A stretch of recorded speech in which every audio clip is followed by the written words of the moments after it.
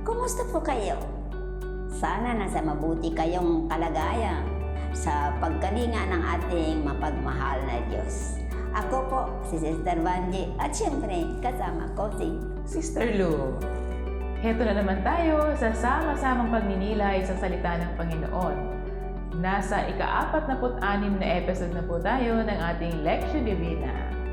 at nasa ikalawang bear month na tayo. It's October. Amoy rosas na ang paligid. Bakit, Sister? May milagro ba si Saint Therese?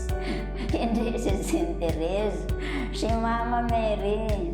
Hindi ba ang October ay month of the Rosary? Kaya mamumulaklak ang rose garden ni Mama Mary sa dami na magdarasal ng rosary. Oo nga pala, ano? Ang Rosario ni Maria. Aba, connected yata yon sa Ebanghelyong pagninilayan natin ngayon. Ang halamanan ng Panginoon. Mga kapanalig, alam ba ninyo kung ano ang halamanan ng Panginoon? Basahin natin sa Ebanghelyo. Pero bago yon, hihingi muna tayo ng tulong sa Espiritu Santo. Sa ngalan ng Ama at ng Anak at ng Espiritu Santo. Amen. Halina, Espiritu Santo, punuin mo ang mga puso ng nananalig sa iyo at pag-alabin mo sa kanila ang apoy ng iyong banal na pag-ibig. Ipadala mo ang iyong Espiritu at sila'y malilikha, at sa gayoy, mapaninibago mo ang mukha ng mundo. Manalangin tayo, O Diyos, na sa liwanag ng Espiritu Santo ay tinuruan mo ang puso ng mga mananampalataya.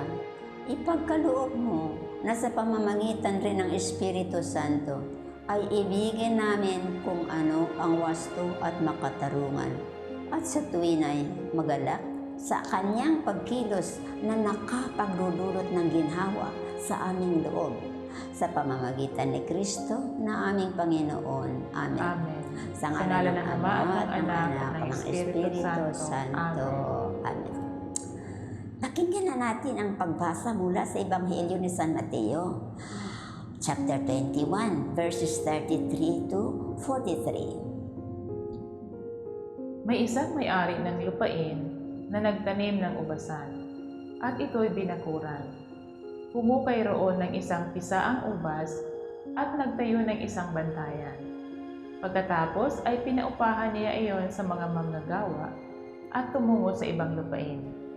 Nang dumating na ang panahon ng pamumunga, inutusan niya ang kanyang mga utusan upang kunin ang kanyang bahagi.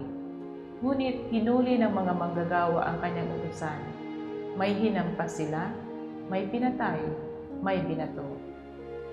Muli siyang nagpadala ng mga utusan na lalong marami kaysa una, at gayon din ang nangyari.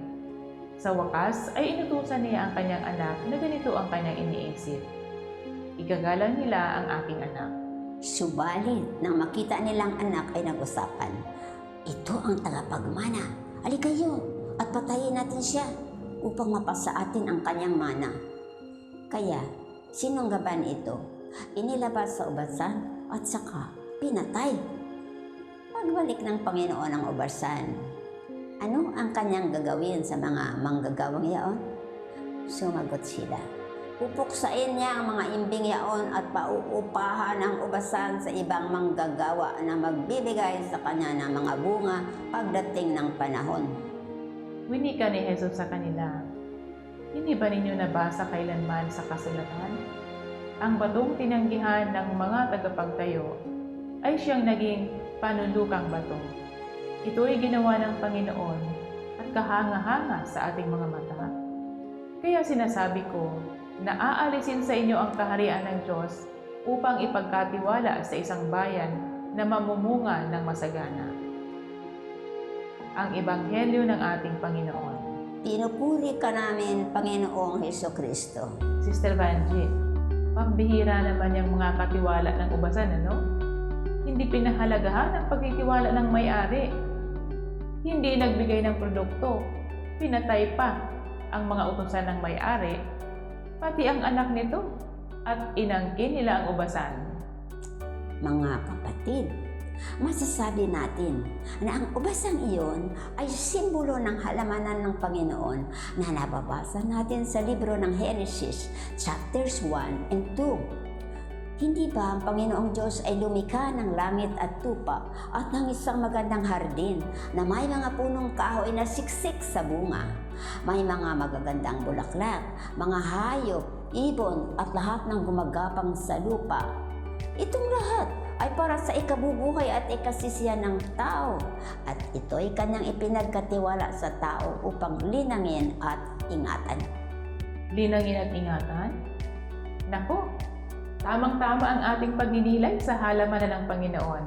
Si Pope Francis ay nag-inaugurate ng September 1 as World Day of Prayer for the Care of Creation. In fact, September 1 to October 4 ay nakatalaga sa Season of Creation, isang ecumenical season sa pagdarasal para sa pangangalaga ng kalikasan. Ito'y isang pagkakataon upang magpasalamat tayo sa Diyos sa biyaya ng magandang kalikasan na nagbibigay sa atin ng kabuhayan at kasiyahan. At upang alalahanin na tayo ay ginawa ng Diyos na mga katiwala upang linangin at ingatan ang mundong ito. Ngayong araw ay kapistahan ni St. Francis of Assisi, ang santo na masyadong mapagmahal sa sangnilikha. Para sa kanya, lahat ng mga nilalang ay kapatid natin.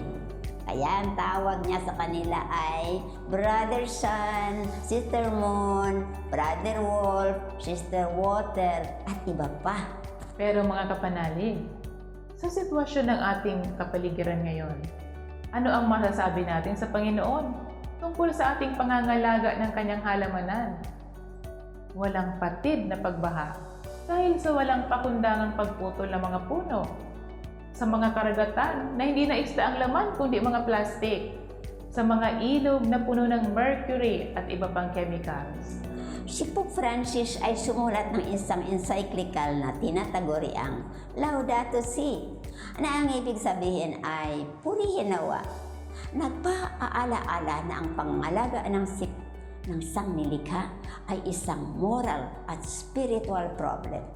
May pananagutan tayong lahat sa ikabubuti nitong mundo na ipinagkatiwala sa atin at tahanan nating lahat. Ang masaklap ay may mga taong hindi lamang sumisira sa kapaligiran, kundi inaangkin pa ito. Sister Vanji, hindi pa dapat managot yan ang mga illegal loggers, ang mga mining companies, ang mga developers, ang gobyerno. Tayong mga pumuntao, ano ang ating maiaalay sa pangangalaga ng kalikasan? Aba, marami. Una sa lahat, ipagnasal natin ang mga leaders ng gobyerno upang sila ay mag-commit sa care of creation. Magkaroon ng malasakit sa ecology. Hindi lang magka-interest sa mga development na nagdadala ng baha, landslide at mga sakit. Oo nga, at makiisa tayo sa mga nagsusulong ng pangangalaga ng kalikasan. Mga environmentalists, mga siyentipiko, mga forest rangers. Sila ay parang mga utusan na pinapadala ng may-ari ng ubasan upang paalalahanan ang mga katiwala sa Ebanghelyo natin ngayon, pero kadalasan sila'y inuusig. Ang iba, pinapatay pa nga. At tayo naman, maipapakita natin ang ating malasakit sa pamamagitan ng mga maliliit na bagay. Hindi ba? Halimbawa, huwag magtapon sa dagat ng mga plastik, unang mga chemicals na nagamit sa paglilinis o sa pagpapaganda, unang langis at mantika. Mag-alaga ng mga halaman. Huwag mag-aksaya ng tubig at kuryente. Maglinis ng kapaligiran at iba pa. Sister Vanji, sa ating malasakit sa sangnilikha, hindi ba dapat nating pag-ukulan din ng pansin ang ating sarili? Dahil tayo ang pinakamahalagang nilikha ng Diyos. Tama ka, Sister Lu. Katulad ng ubasan na nagbibigay ng matatamis na ubas at alak, tayo rin ay dapat maging mabunga at sikapin na ang ating kapaligiran ay malinis at mabango. Sa konkreto lang, paano natin yan magagawa? Sabi ni Jesus, without me, you can do nothing. Kaya kailangan ang ating puso ay nakatuon sa Panginoon sa pananalangin at pagsasamba. Hingin natin ang tulong ng Espiritu Santo na mamuhay sa kalinisan at maging matulungin sa kapwa. Siguro, magandang tanungin natin ang ating sarili tuwina. Ako ba ay namumunga ng matatamis na ubas? Sinisikap ko bang maging malinis sa isip, sa salita at sa gawa? Harinawang pagdating ng Panginoon, dadatnan niya ang kanyang halamanan na mabunga at mabango. Ngayon, pakinggan natin ang pagbabahagi ng ating mga guest na sina Sister Gemma Gamab, Coordinator ng Mother Tecla Merlo Healthcare Home, at si Tess Prado, member ng Queen of Apostles Bible Group. Sa ngalan ng Ama, ng Anak, ng Espiritu Santo. Amen. Panalangin bago magbasa ng Biblia. Amang Diyos, ipadala mo po ang iyong banal na Espiritu. Tulungan mo po akong magnilay sa iyong salita ng may pananampalataya. Itanim ito sa aking puso ng may pag-asa at isabuhay ito ng buong pagmamahal ayon sa halimbawa ni Kristong anak mo na nabubuhay kasama mo at ng Espiritu Santo magpasawalang hanggan. Amen. Pagbasa ayon sa Ebanghelyo ni San Mateo. Pakinggan ninyo ang isa pang talinghaga. May isang may-ari ng lupain na nagtanim ng ubasan at ito'y binakuran. Humukay roon ng isang tisaang ubas at nagtayo ng isang bantayan. Pagkatapos ay pinaupahan niya iyon ayon sa mga manggagawa at tumungo sa ibang lupain. Nang dumating na ang panahon ng pamumuhan, inutusan niya ang kanyang utusan upang kunin ang kanyang bahagi. Ngunit hinuli ng mga manggagawa ang kanyang mga utusan. May hinampas sila, may pinatay, may binato. Muli siya nagpadala ng mga utusan na lalong marami kaysa una, at gayon din ang nangyari. Sa wakas ay inutusan niya ang kanyang anak na ganito ang kanyang iniisip. Igagalang nila ang aking anak. Subalit nang makita nila ang anak ay nag-usapan, ito ang tagapagmana, halika kayo at patayin natin siya upang mapasa atin ang kanyang mana. Kaya sinunggaban ito, inilabas sa ubasan at saka pinatay. Pagbalik ng Panginoon ng ubasan, ano ang kanyang gagawin sa mga manggagawang iyon?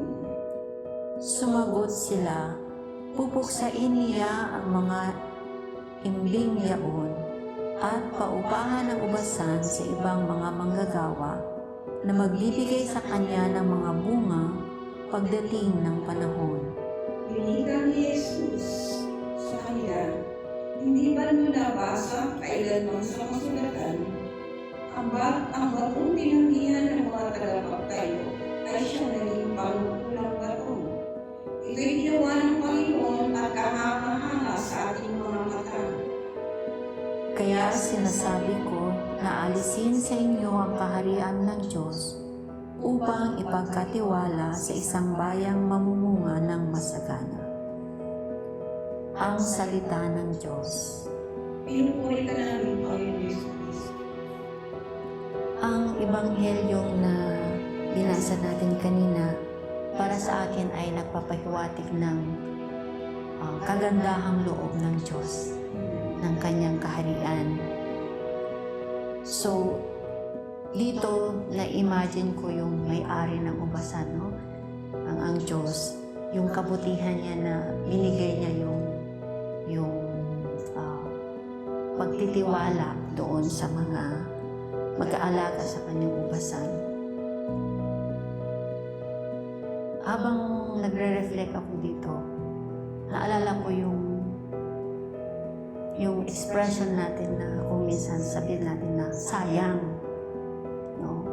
Na inimagine ko yung mga tenants, sinayang nila yung pagkakataon, no? Yung kabutihan ng Diyos, yung goodness, at the same time, yung love ng Diyos. But more importantly, yung presence, yung presensya ng Diyos sa buhay nila, no? Na pinagkaloob ng Diyos. Gaya din sa akin, yung Ebanghelyo nagpapaalala sa akin yung presensya ng Diyos araw-araw, yung binibigay ng love, yung opportunities na ma-experience ko yun sa pamagitan ng mga ordinaryong bagay, mga ordinaryong nangyayari sa buhay ko araw-araw. So yun na, at the end of the day, nasabi ko sa sarili ko na, uy, ano kaya nangyari sa akin ngayong araw na to? Paano ko ba sinabuhay yung natanggap kong grasya ng Diyos, o yung pagmamahal, o yung presensya ng Diyos? Nakita ko ba siya ngayon, yung araw na ngayon? Nakita ko ba siya sa encounter ko sa mga madre na nakakasama ko araw-araw, or dun sa paggawa ko ng aking mga daily duties, sa pagdadasal, no? At saka yung silent moments ko with God. So, dito nakikita ko na kahit napaka-ordinaryo lang yung experience, pero pag naramdaman ko yung presensya ng Diyos, na naramdaman ko yung love ng Diyos, so masabi ko sa sarili ko na, ay, walang nasayang ngayong araw na to. Wala akong naitapon. But of course, human as I am, may mga pagkakataon talaga na I am being snatched out, no? Parang na mablock ako, or I allow feelings of, for example, irritable ka, no? Or anxious ka sa mga nangyayari, no? May hindi mo gusto, so nagka-create ng emotions na hindi maganda, no, sa akin. So ang mangyari doon ay walang bunga yung binigay ng Diyos sa akin na grasya, yung love, yung goodness. So kung titignan ko doon yung konteksto na yun ng pag-value kung ano yung binigay ng Diyos sa akin. For example, yung mga sisters na inalagaan ko, no? They are elderly, they are sick, no? So, sometimes, ang tendency natin kung minsan, no, experience natin, dahil sa katandaan, dahil may mga karamdaman, makukulit, no? Ang daming mga demands, no, here and there, no? Maya may hindi nagkakaunawaan, no, na magiging ikaw pa rin yung titignan, baka maya magkasakitan, or may aksidente, mangyayari, mga gano'n. So, sabihin natin kung isa, mga matanda, wala na yung pakinabang, no? Diyan na lang sila, wag na lang silang asikasuhin, wag na lang silang pagtuunan ng panahon. Pero para sa akin, sila pa rin ay mga gift, no? They are still the gift of God. They are loved by God. And ang invitation para sa akin sa gospel na to is to appreciate them, to value them kahit may mga kakulangan na, no, kahit makukulit, kahit maubos na talaga to the extent ang pasensya mo, still I have to serve them, no? I have to love them, kasi naniwala ako na kahit ganon na yung nakulit nila dahil matanda sila or may sakit sila, mahal pa rin sila ng Diyos. At yung value nila, no, binigyan pa rin, may value pa rin sila. So, yun siguro ang invitation para sa akin na to get rid of yung konsepto, yung sinabi ni Pope Francis na yung mentality ng throwaway mentality, na kung hindi na pwede, tapon na lang, dyan na lang, huwag na lang.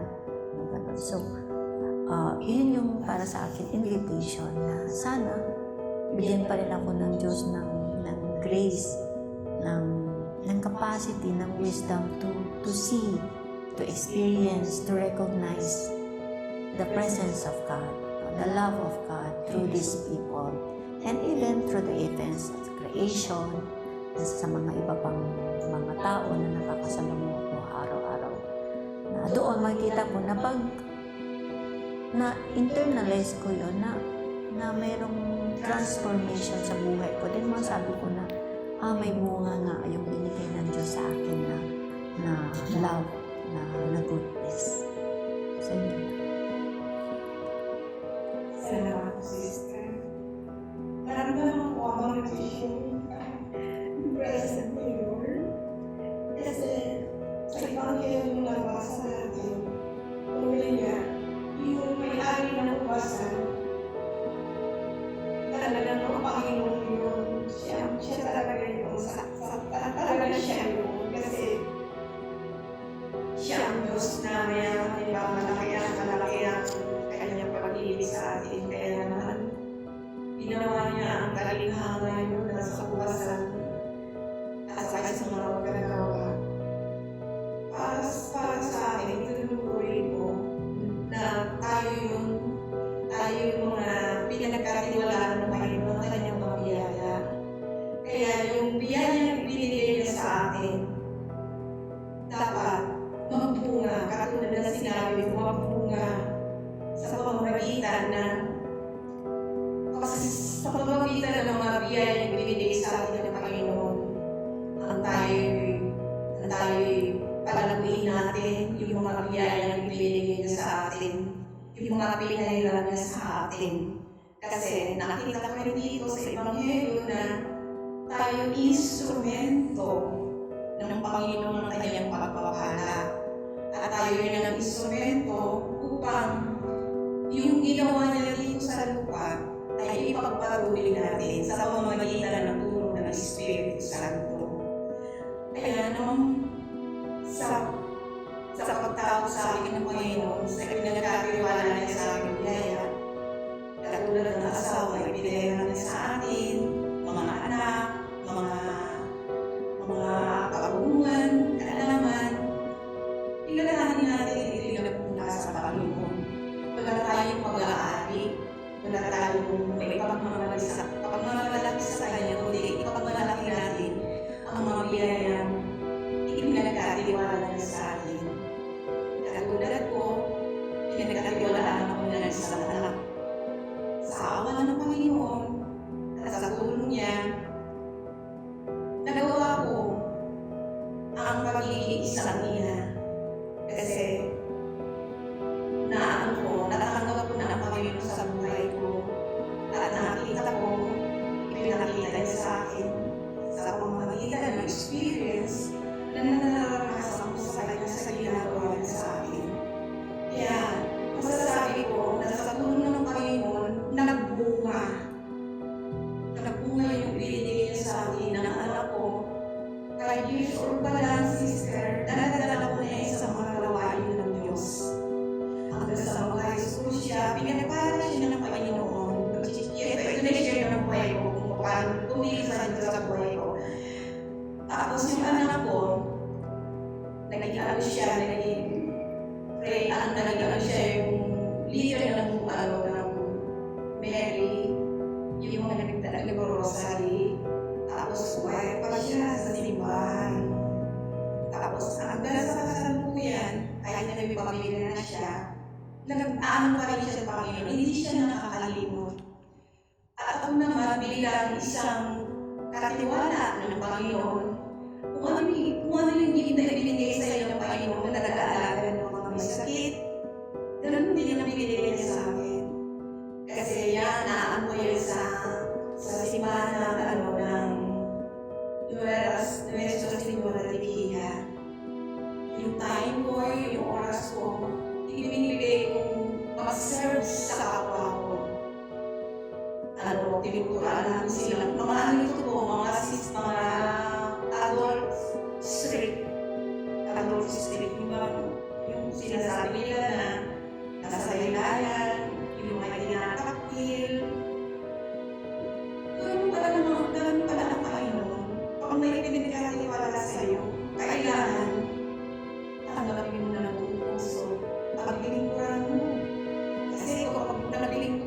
Nalilikuran ko yung mga taong mga bata. Sa Diyos ko yung ginagawa, di ba? Tapos pag nakakasunod ka sa kalooban ng Diyos, yung kaligayahan na hindi mo naranasan sa mga halos sa buhay. Sa Diyos mo na lang ito mararanasan. Kaya napakabuti ng Diyos at sa tulong niya, pinapala tayo yung mga biyaya na pinigay niya sa atin. Sa tulong niya talaga nabunga, bumago. Naging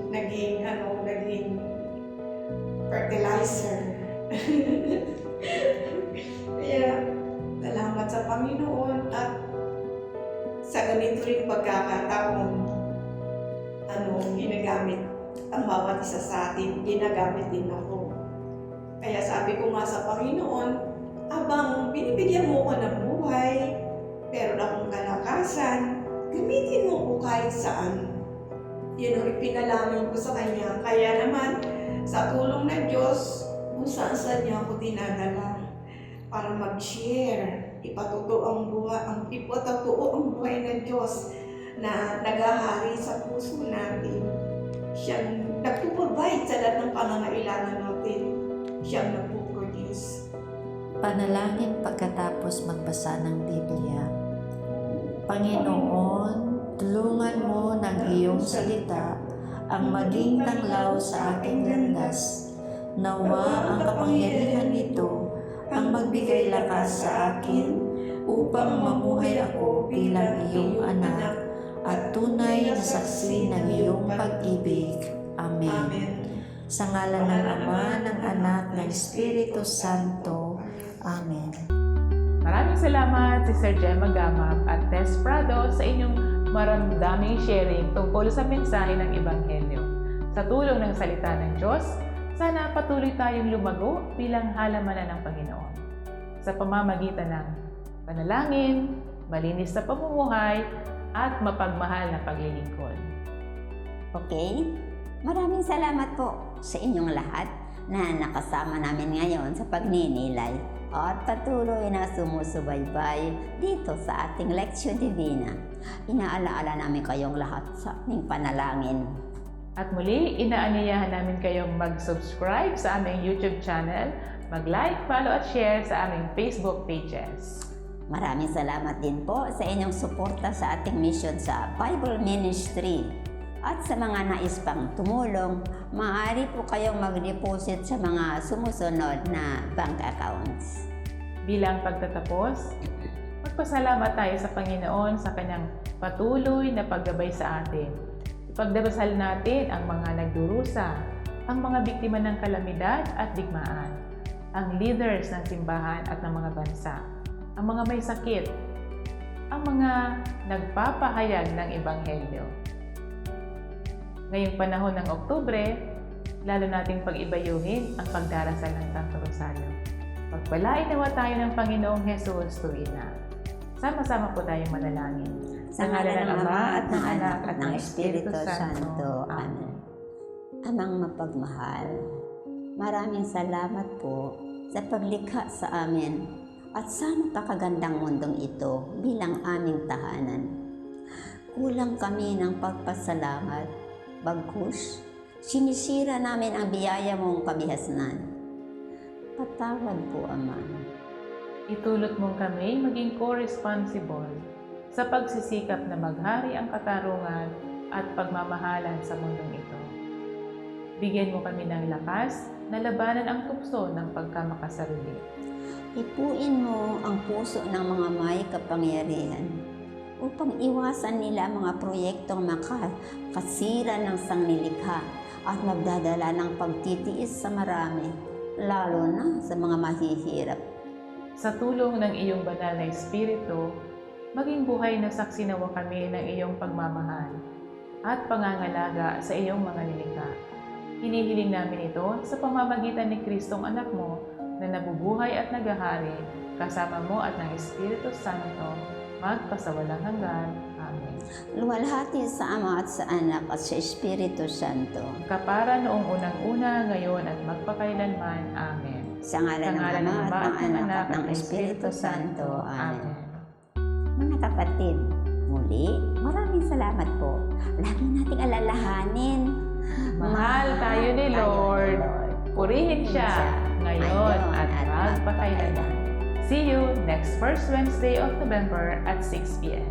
Here in this FB page and YouTube channel.